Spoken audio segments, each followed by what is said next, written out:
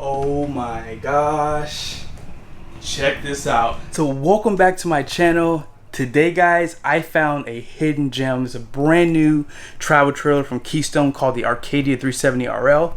Man guys, check this thing out. I normally do not start in the interior, but my wife's not here today, unfortunately. I love our collaboration we do together. She's great, but I have to do this alone because she had a lot of stuff to do today. But nevertheless, check out this interior. And man, I gotta say, these RVs are getting really good at these interior designs. I mean, just 5 years ago, they were terrible. But I'm gonna go ahead and show you guys around this interior. I'll show you guys around the exterior, and I'll show you guys all the weights and everything like that, so you have a better idea how heavy this bad boy is.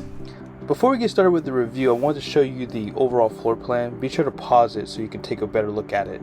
And here's a little bit more information for this rig. As far as the MSRP goes, it was about $60,000, a little bit more than that at the dealership.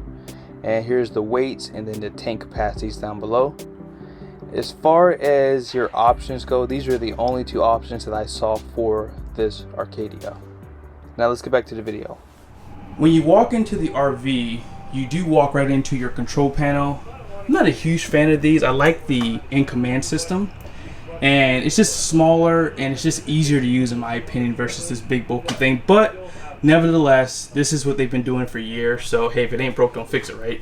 But it just shows you pretty much everything that you need to know about your RVs. Tanks, lights, everything that you may need to control, like your slides, your awning, all that good stuff.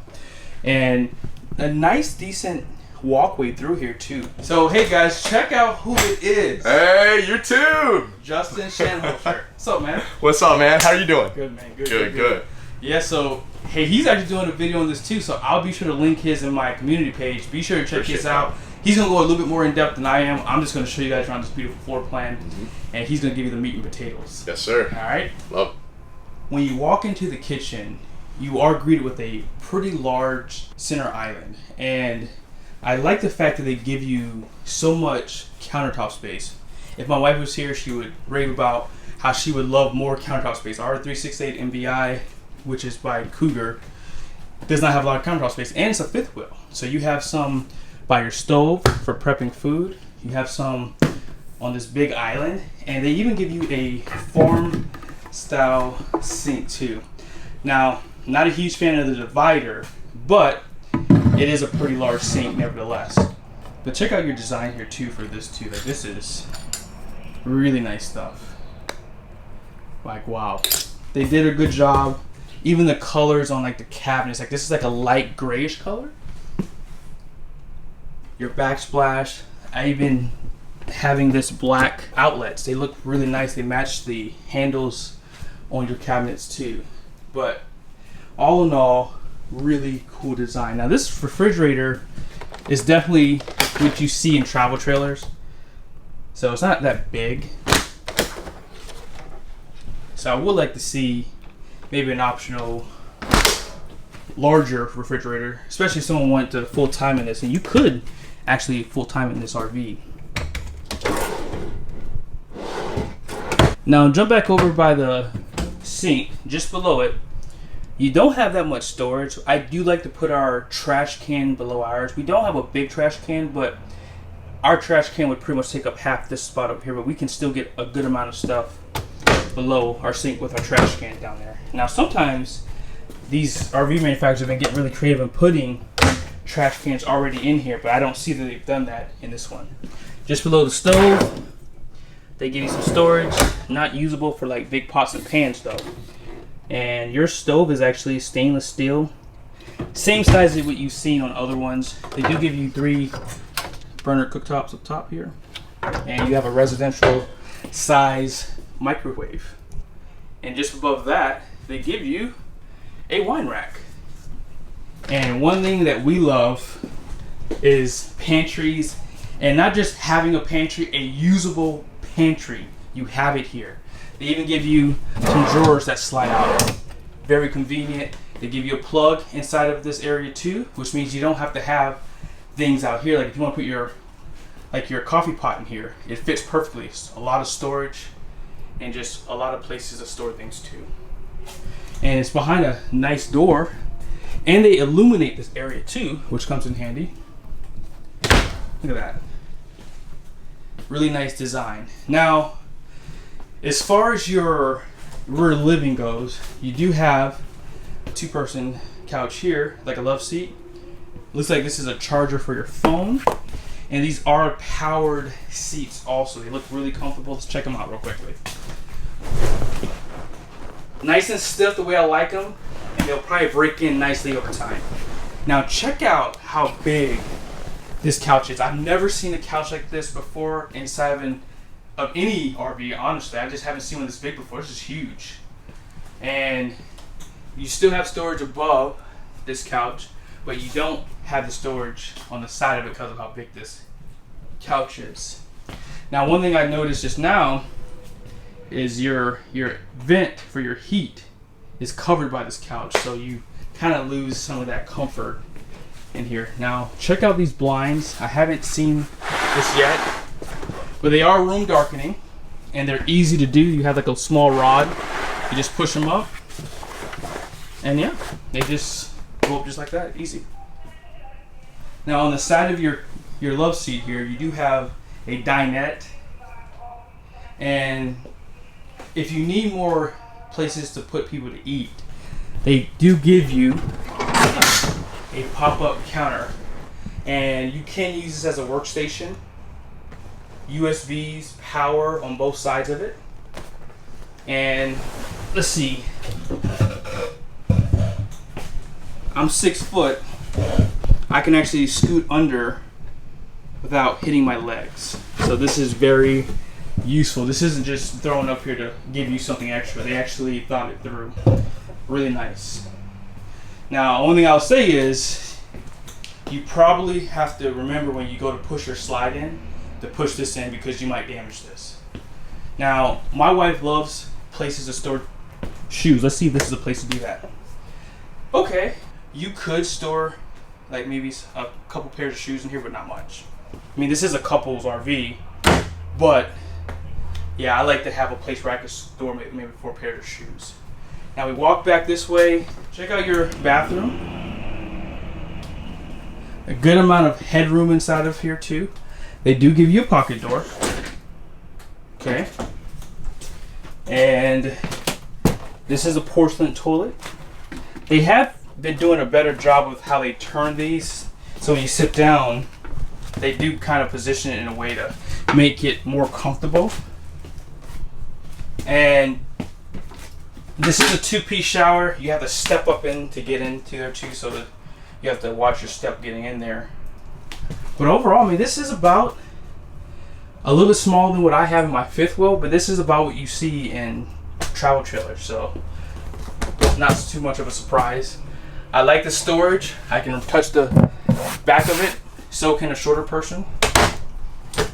And very usable space too. Good amount of countertop space, power plug on the side. And I like how they've designed this too. Nice backsplash. I give it to Keystone. They do a good job. And here in your bedroom, you have good headroom.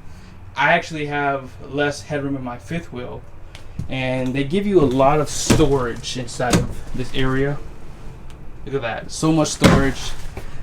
RV manufacturers have been really cheapening out. You can clearly see that in the bedroom where they don't put TVs in here anymore.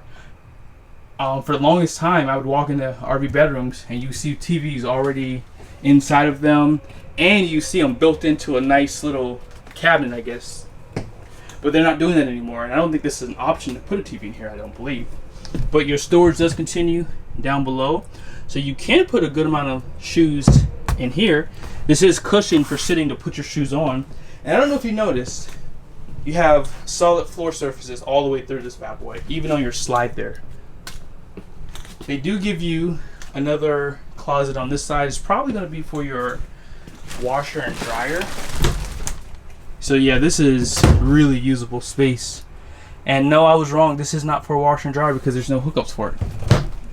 But tons of space. I mean, this is the perfect RV to full time in. Check that out. 94 degrees in here. Now your closet has space down here for shoes. Very usable too. Now the only thing is, you have to kind of consider, you know, how you want to use this, because you do have access to your basement area below. It's pretty unique. Now I'm going to pull this one up here, and this is just for like your water lines. I guess maybe there's a way that you can maybe winterize it through here. It might be outside. We'll go outside in a second, like I said, but a plug is inside the closet. They don't give you any sensored lights, but they do give you lights inside of here. And these doors do close. I don't see a vanity in here, so you can't look yourself to make sure your clothes are nice on you. I kind of would like to see that in here. But yeah, let's go ahead and take a look on the outside now. Check out your front cap design on this travel trailer. It mimics the fifth wheel pretty much exactly. Like the colors. You do have a power jack up front.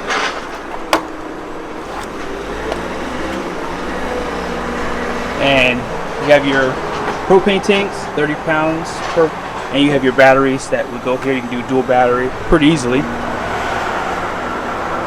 Now, as far as your side goes, you're normally used to seeing larger storage, but on this one, they don't give you as much storage, and they don't give you sensor lights in here too. This is a solid floor surface, which is convenient for cleaning. This does have a 4 auto leveling system on it too, ground control through Lippert components. Outside speakers, your awning does have lights. But yeah, I have never seen a step system this large in my life. This is through Kurt. This is a new system. This is like the holy grail of steps. Like the step above don't got nothing on this. Like this is ridiculously big. Now check out this awning too. Not a large one, which is good because when you got to go to clean these bad boys, they're really hard. The smaller awning, the better it is, the easier it is to clean it. I like the fact that they give you this white material for the sidewalls on the slides, because when the sun hits it, it doesn't heat up the interior. They are using some cheap tires, so these are the Trailer King RSTs. They're not bad tires, but once my tires are done, I'm going to upgrade to some better ones like Saloon or Goodyear. This is going to be a rack and pinion slide. And believe it or not, they do not put any awnings on the back of this thing too. So it would be nice to have 2 awnings for that coverage. You can actually hook up a television on the side, close to the back here. Not sure if this is a good spot for it because of the slide. I almost like to see it on the slide out, but depending on how your camping site's set up, it probably won't really matter. But out back, you have LED lights. They do give you a hitch just below that you can actually put an accessory on, up to 300 pounds. Not bad. Most of them are 150 pounds. 50 amp connection. You do have 2 AC units, and this is where they mount your spare tire. And you can of course put your serial hose in here. You can see your one of your jacks for your auto leveling. I said this on the fifth wheel review I did for this one. Look where they put your low point drain points. That is dumb. Like, if I was 50, 60 years old, I would be cussing the whole way down here. I'm just going to be honest with you. I'd cuss the whole way to get those taken care of. But hopefully they fix that in the future. I mean, that's terrible. They do give you a ladder out back. And they do give you prep for a camera. And on this side, you have 2 more slides. This is going to be a rack and pinion slide. Now, you did notice that there wasn't as much storage on the other side, but they do give you storage behind the television in the rear living. And I love the latches on this thing too.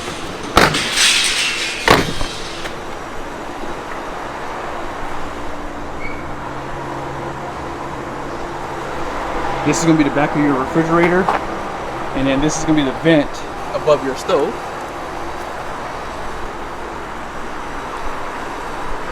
They are using a Suburban heater, and this is the back of it. And then this is going to be your Suburban water heater.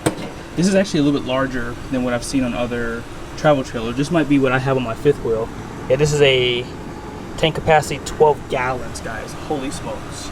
That's actually bigger than my fifth wheel. This is going to be a Schwintek slide for your bedroom. That's what you normally see them on, the smaller slides. And just below your slide, they give you some additional storage on this driver's side.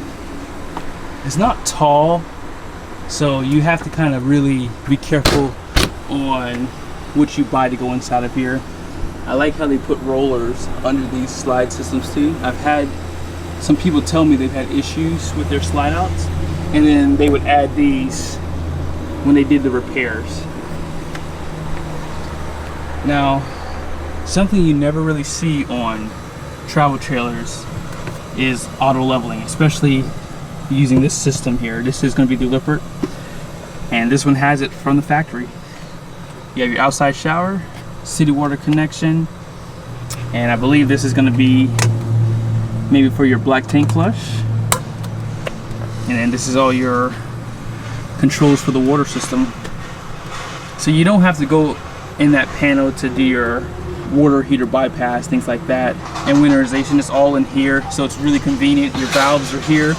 I prefer these to be above your water connections because when you run the hoses through here, they always get in the way of these valves when you go to pull them, especially if you're staying longer than a week or so. You have to come out here every so often and pull these, and the hoses is getting in the way.